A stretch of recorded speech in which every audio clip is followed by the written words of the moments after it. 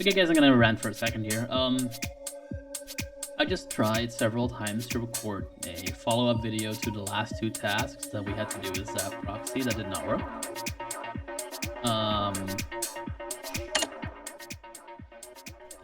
I couldn't get it to work reliably. So the first task, the web timing one, that's a pretty reliable one. In Burp Suite, basically, what you do is you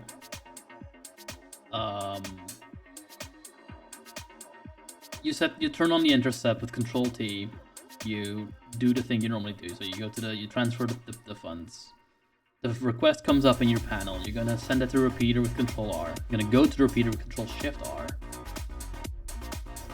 You're then gonna hammer Control R a bunch of times. Make sure you only have that tab, otherwise you'll get an error. Then you right-click the last tab. You can't use the plus icon like it says in the task. You have to right-click the task or the tab, and then do. There's a add to tab group menu. It says like checked menu. That's actually a sub menu being there. You go in there. You press create tab group. Give it a name. Check all the tab checkboxes. You do that with NVDA enter. At that point, everything is checked. You can click the OK button. So now you have a tab group. Now it is a little bit of clicking around. There is an icon that you click with the mouse. You cannot use NVDA's invoke there. It comes up as an icon that doesn't have a label.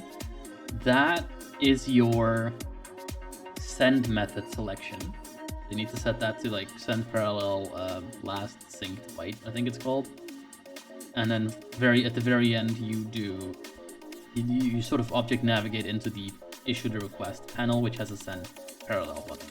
And at that point, if everything went right, you'll get the flag. So pretty much exactly what the instructions say, but not quite, because everything is really strangely labeled in Burp Suite, or not labeled at all. As for the task after that, that one I honestly have a lot of trouble reproducing reliably. Basically, what you do is you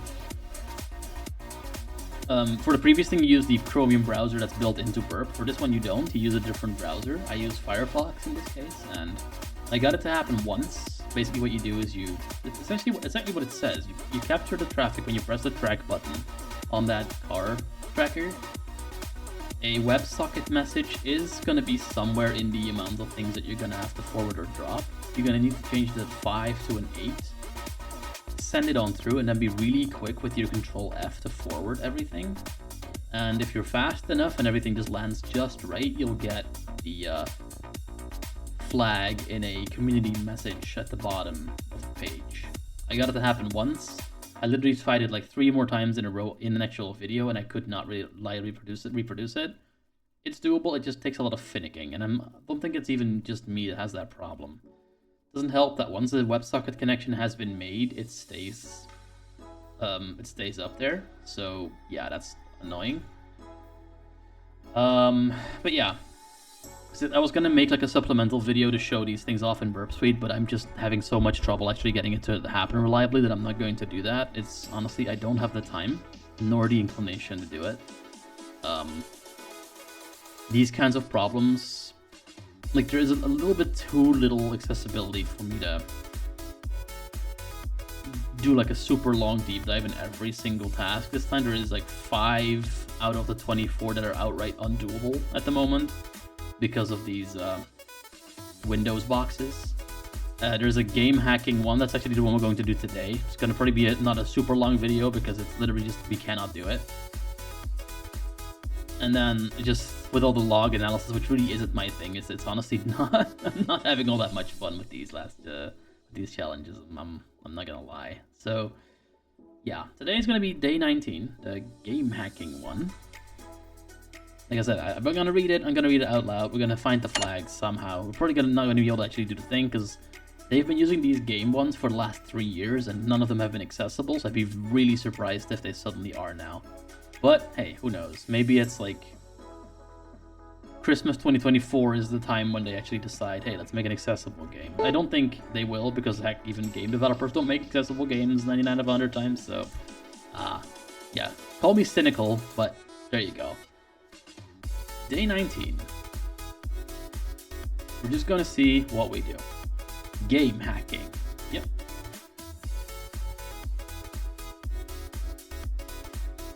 Turn the music off. Speech menu subplay. Huh? Out of frame. Collapse. Task 20. Task 25 game. This is day 19. I merely noticed that you're improperly stored, my dear secret. Okay. Expanded task 25 game hacking day 19. I merely game hacking. All right. Task 25 speech mode off. The story. Task banner for day 19. Yep. Dirt on the mayor. The glitch needed more, but the dirt was protected by a pesky locked door. But no need for panic, no need for dramatics. The glitch would get through with these game mechanics. Okay, we have a image with the alt text meme mayor. See, this is why I'm getting annoyed. That's not alt text. That tells me nothing. All right, let's keep going. I'm salty today. I'm gonna try to not let it like bleach into my video too much, but I am. It's there's just too much crap to deal with this year. There was obviously nothing learned from last year's, and I'm really hoping that next year will be different. Let's go. Glitch was keen on uncovering major malware's deeds. Today, he was sure he would find something neat. He knew the mayor had an office downtown where he kept his dirty laundry. The big old clown. What is going on with the rhyme? He approached the site silently, not knowing the door was closed, so untimely. At the front of the door, a smart lock awaited. Glitch smiled, cause he knew it could be subverted. But oh, big surprise, the lock was eerie. A game controlled it? Glitch almost went teary. If you are wondering how this came to be, Mayor Malware himself will explain it quickly. Technology gets broken every day, was his claim, but nobody knows how to hack a game. Will Glitch be able to pass through this door, or will he end up with 0 as his score? Oh, good God. Learning objectives. Understand how to interact with an executables API. Intercept and modify internal APIs using Frida. I've never heard of Frida. Hack a game with the help of Frida. Alright. Game hacking. Even while penetration testing is becoming increasingly popular, game hacking only makes up a small portion of the larger cybersecurity field. With its 2023 revenue reaching approximately $183.9 billion, the game industry can easily attract attackers. They can do various malicious activities, such as providing illegitimate ways to activate a game, providing bots to automate game actions, or misusing the game logic to simplify it. Therefore, hacking a game can be pretty complex, since it requires different skills, including memory management, reverse engineering, and networking knowledge if the game runs online. Executables and libraries. The executable file of an application is generally understood as a standalone binary file containing the compiled code we want to run. While some applications contain all the code they need to run in their executables, many applications usually rely on external code in library files with this .so extension. Well, that's on Linux, yes, I suppose.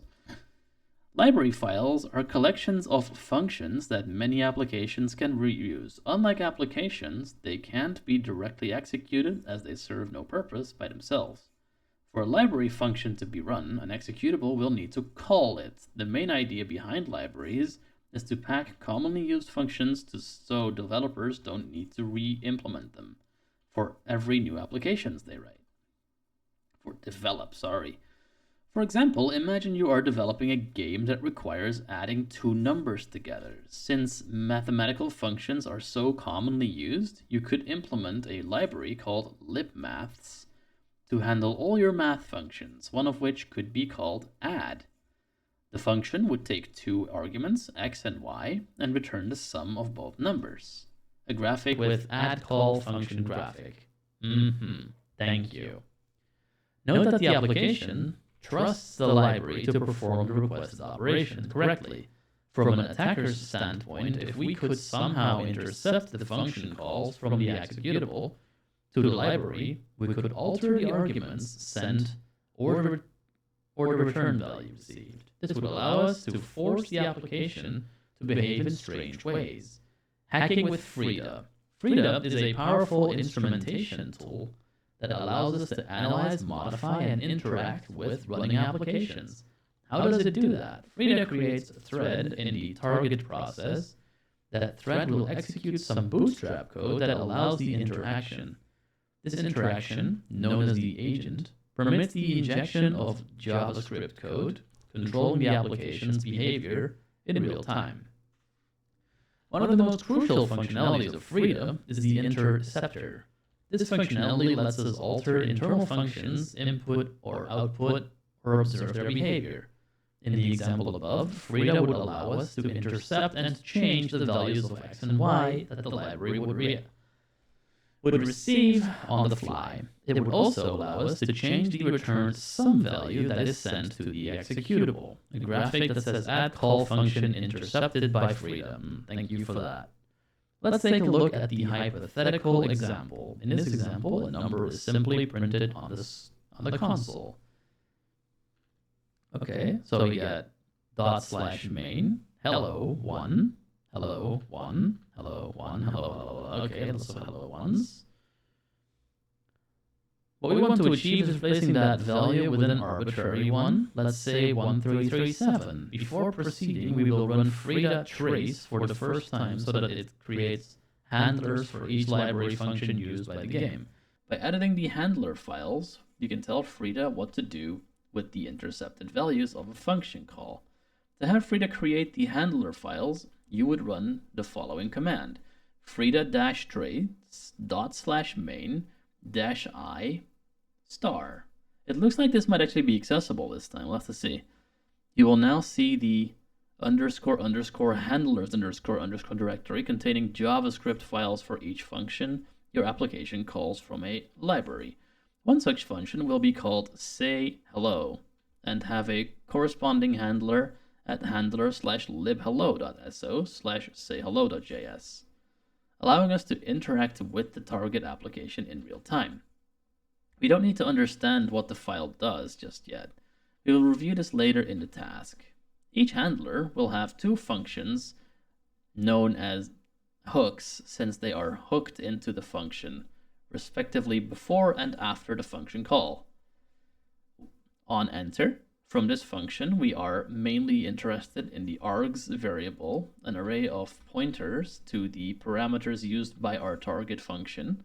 A pointer is just an address to a value.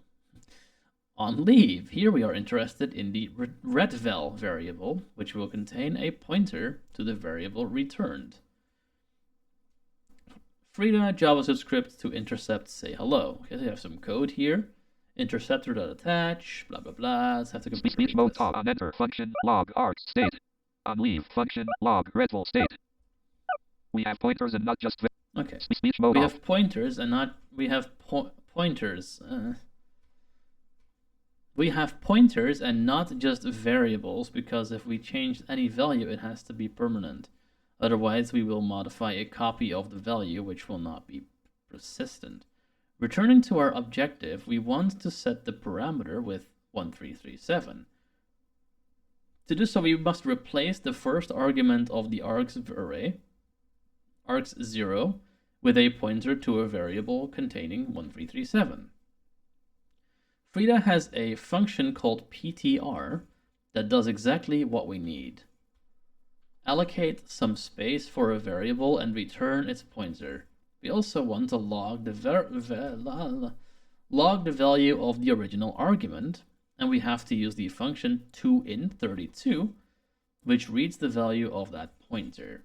So hook the sayHello function from libhello. So okay. Attach to the running process of main. Okay, interceptor.attach.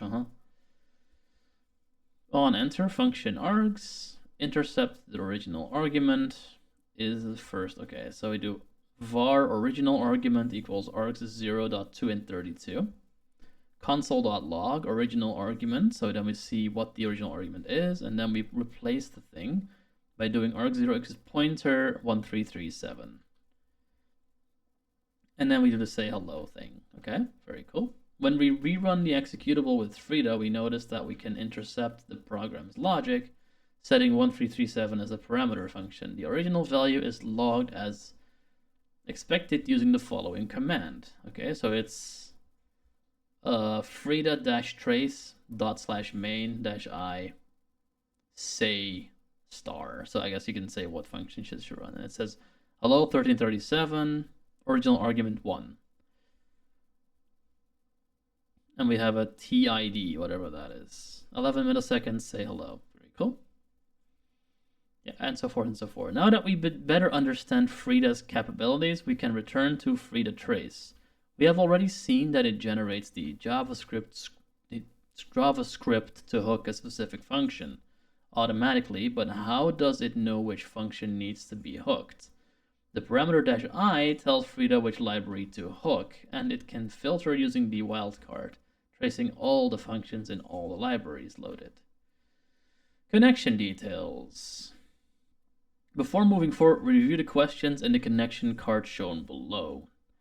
Connection details graphic. Fuck you. Seriously, I am so done with this shit. During this task, you'll have access to a VM that contains the game we will hack with Frida. To start the machine, click the following Start Machine button. Okay, I've started it. If the VM is not visible, use the blue Show Split View button at the top of the page. Okay. What?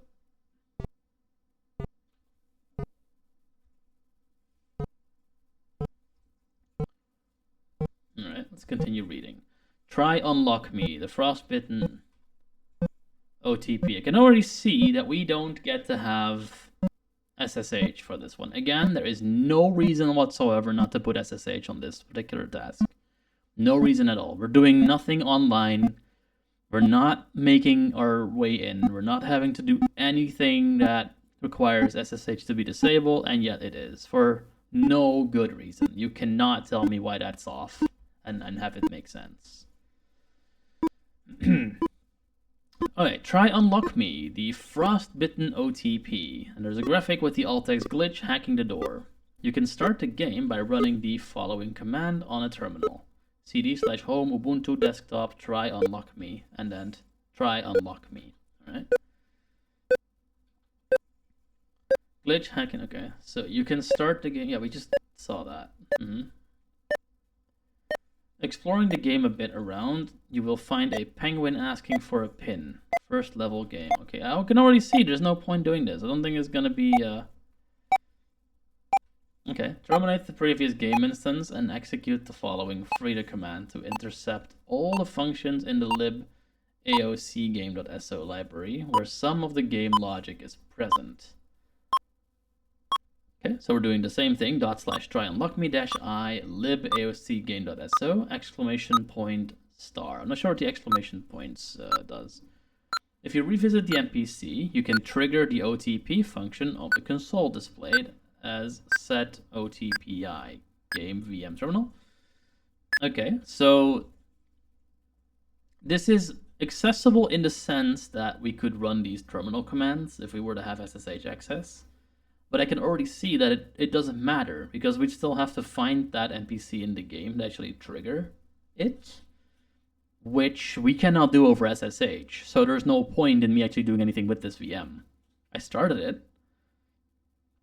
I'll explain what's going on for people who care, but we cannot actually do this task.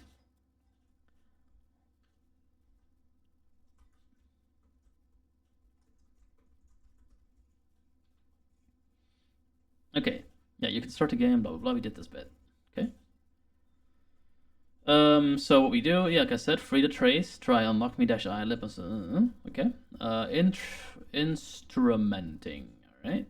Started tracing 3 functions. Web UI available at localhost 1337.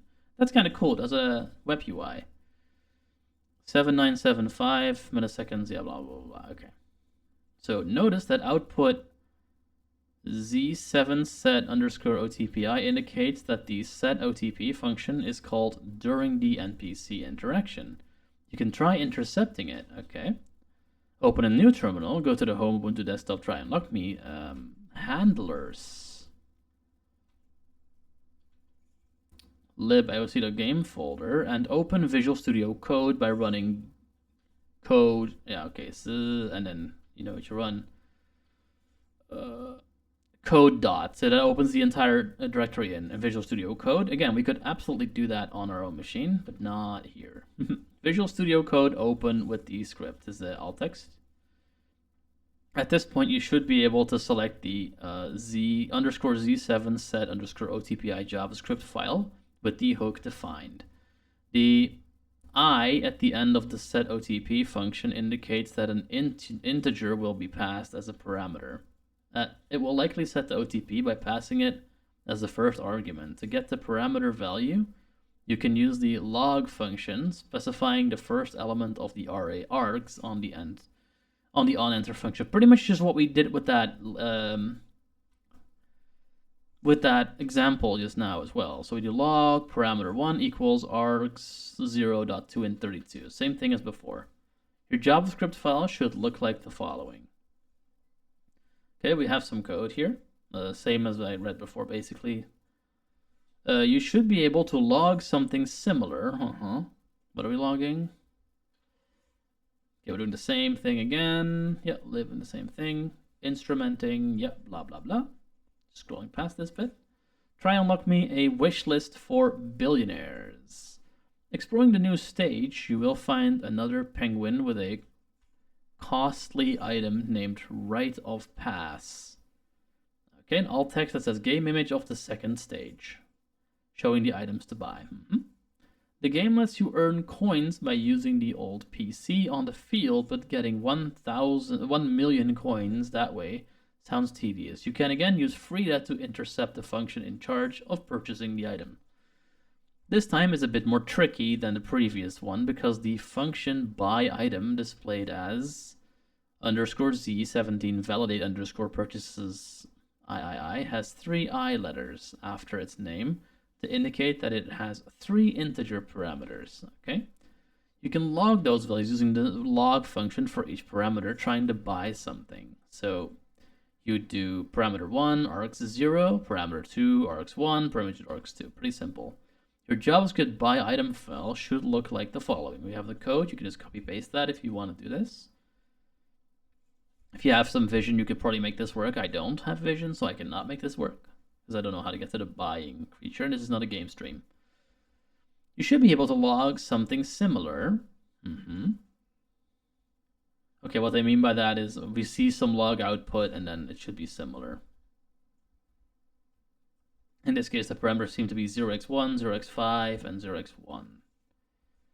By simple inspection, we can determine that the first parameter is the item ID, the second is the price, and the third is the player's coins.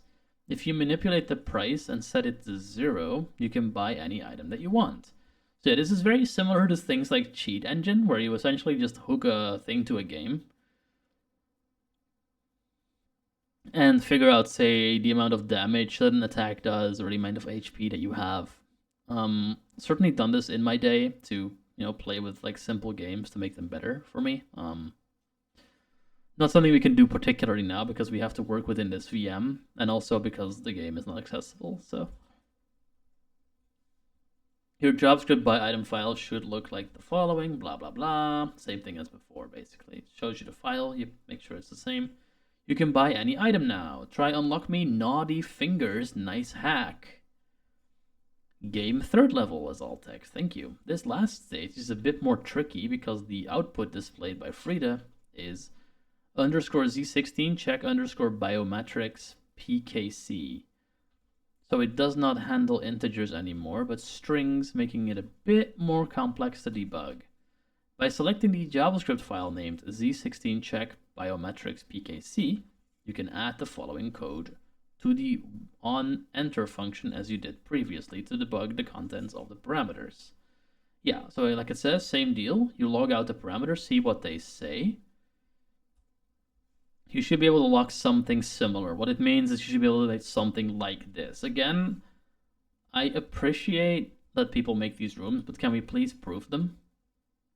Okay, parameter 1, try rv2. Okay, the whole string.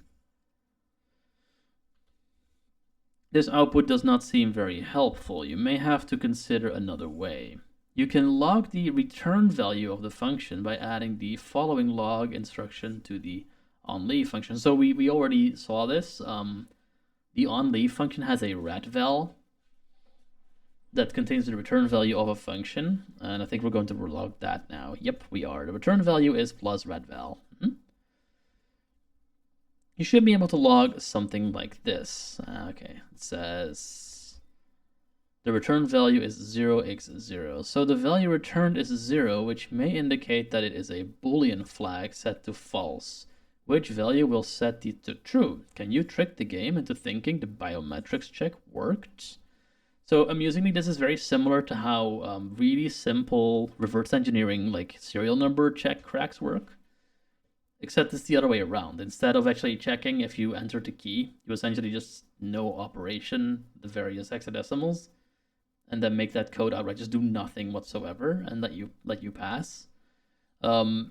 Very, very simplified stuff. Obviously these days it's a lot harder to do these things, but say back in the early zeros, late 90s, you could absolutely get away with doing that for some software, particularly like software from smaller mom and pop shops, maybe like really specific software written by individuals.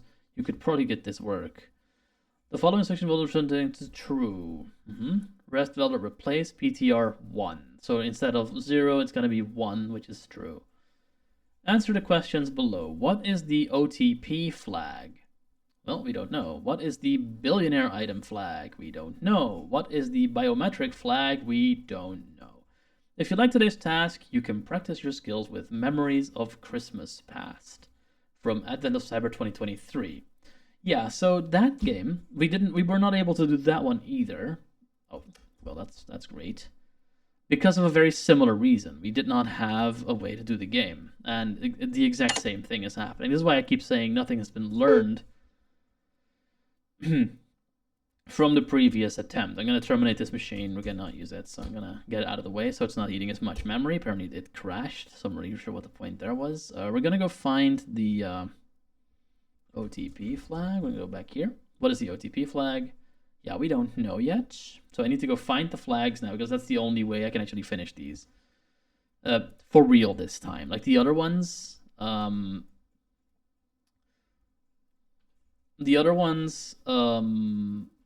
like the last few days, you can do those with Burp Suite given enough dedication and tediousness. This one you outright just cannot do. The second penguin gave pretty solid advice. Maybe you should listen to him more. There's a thing that's a hint to the side quest. Okay, we got that one as well. Okay, so that one's done. Let's go find the flags for this one.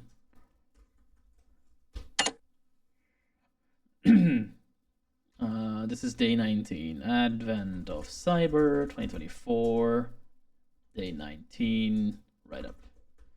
And again, like I said, I don't love doing these write-ups like this. It's just the only way to do it. Because accessibility is not something that TryHackMe, at the moment at least, has thought about, unfortunately.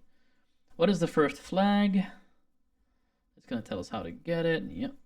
And the first flag... Ugh. This one has a paywall. Gross. Let's try this one. This one doesn't have a flag at all. Don't tell me there's not anything yet. Ah, here, InfoSec write-ups. Here you go. This'll have it. The exact same articles. This person's doing what I'm doing. I have Medium articles, and sometimes I put them somewhere else too. Hey, this is the wrong one. This is day 13. I need day 19. What the hell?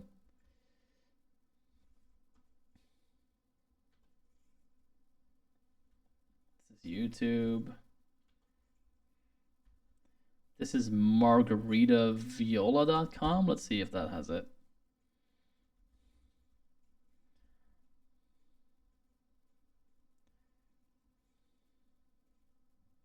Oh my god, doesn't tell us.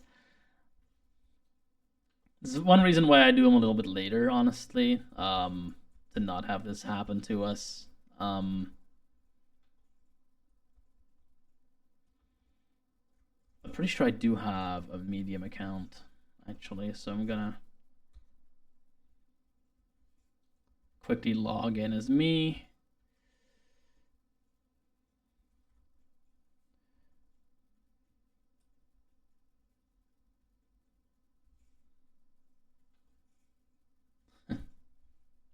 If you're needing premium media, create an account, blah, blah, blah, blah, blah. Sign in with Google.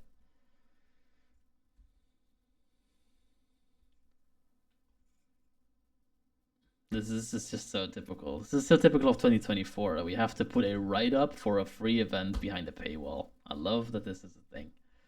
Sign in with Google.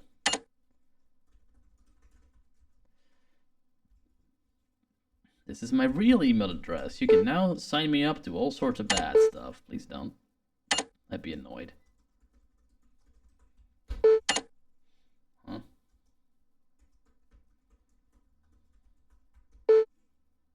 There we go. Don't ask again on this device. What? Oh, Google send a notification to your Google Pixel 8. Well, good thing that I have that right here. Lo and behold, there it is. Yes, it's me.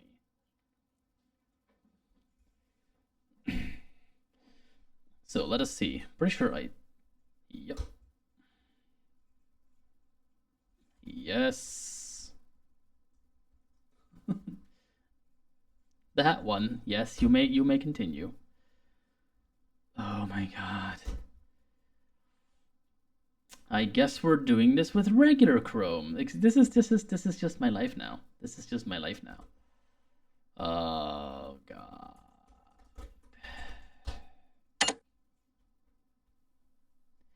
Advent of Cyber 2024 day 19 write up. I'm pretty sure the problem is that I was in an incognito window. That is a issue, I guess, for these sign in with so and so things. I'm just trying to make a living here, guys. Yep, create an account. I have an account. We'll try this again. Welcome back. Yup. Yup. Oh my god. Continue. Is it working?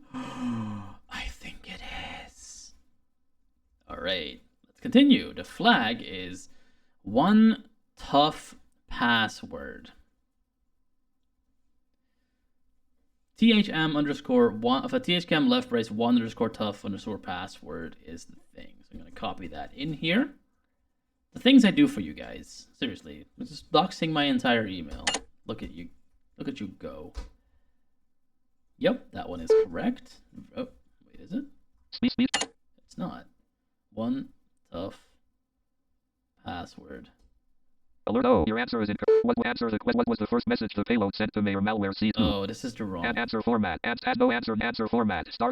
Answer for what is the billionaire item flag? Submit answer format. It needs to go in here. So one tough password for this question.